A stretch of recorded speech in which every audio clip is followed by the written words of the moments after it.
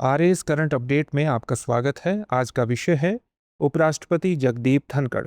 चलिए सबसे पहले देखते हैं कि ये पूरा टॉपिक चर्चा में क्यों है। हाल ही में भारत के उपराष्ट्रपति जगदीप धनखड़ ने अप्रत्याशित रूप से अपने पद से इस्तीफा दे दिया है। इस्तीफे के पीछे का कारण स्वास्थ्य देखभाल और चिकित्सा सलाह बताया गया है, जबकि उनके कार्यकाल में अभी 2 वर्ष शेष थे। इस्तीफा राष्ट्रपति द्रौपदी मुर्मू को अनुच्छेद 67A के तहत दिया गया है, जो तत्काल प्रभाव से लागू हो गया। आइए अब जानते हैं उपराष्ट्रपति के बारे में। भारत के उपराष्ट्रपति का पद देश का दूसरा सर्वोच्च संवैधानिक पद है।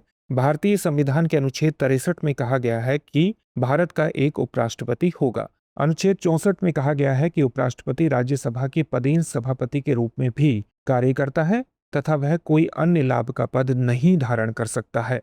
जब उपराष्ट्रपति भारत के संविधान के अनुच्छेद 65 के तहत राष्ट्रपति की भूमिका या कर्तव्यों को ग्रहण करता है, तो वह राज्यसभा के सभापति के दायित्वों का निर्वहन नहीं करेगा और अनुच्छेद 97 के तहत सभापति के लिए निर्दिष्ट वेतन या भत्ते प्राप्त नहीं करेगा।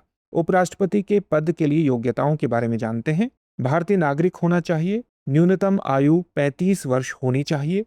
राज्यसभा के सदस्य के रूप में निर्वाचन के लिए पात्र होना चाहिए। संघ या राज्य सरकारों, स्थानीय प्राधिकरणों या किसी अन्य सार्वजनिक प्राधिकरण के अधीन किसी लाभ के पद पर नहीं होना चाहिए। संविधान के अनुच्छेद 68 में यह प्रावधान है कि कार्यकाल समाप्ति के कारण उपराष्ट्रपति के रिक्त पद को भरने के लिए चुनाव वर्तमान कार्यकाल समाप्त होने से पहले पूरा किया जाना चाहिए। संविधान का अनुच्छेद 324 भारत के चुनाव आयोग को उपराष्ट्रपति की चुनाव प्रक्रिया की देखरेख, निर्देशन और नियंत्रण का अधिकार प्रदान करता है।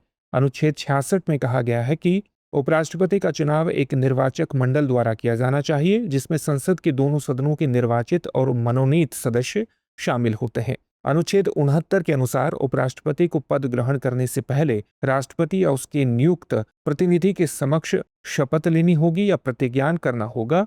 भारतीय संविधान के अनुच्छेद 67 के अनुसार उपराष्ट्रपति का कार्यकाल पद ग्रहण करने की तिथि से 5 वर्ष का होता है। संविधान के अनुच्छेद 92 के तहत स्पष्ट रूप से अध्यक्ष या उपसभापति को सदन की अध्यक्षता करने से रोका गया है, जब तक कि उन्हें हटाने का प्रस्ताव विचाराधीन हो। चलिए अब देखते हैं आज के अभ्यास प्रश्न को। उपराष्ट्रपति के संदर्भ में निम्नलिखित कथनों पर विचार कीजिए। पहला कथन है, भारत के उपराष्ट्रपति का पद देश का दूसरा सर्वोच्च संवैधानिक पद है। दूसरा कथन है, भारतीय संविधान के अनुच्छेद 63 में कहा गया है कि भारत का एक उपराष्ट्रपति होगा। उपर्युक्त में से कौन सा या से कथन सही है या है?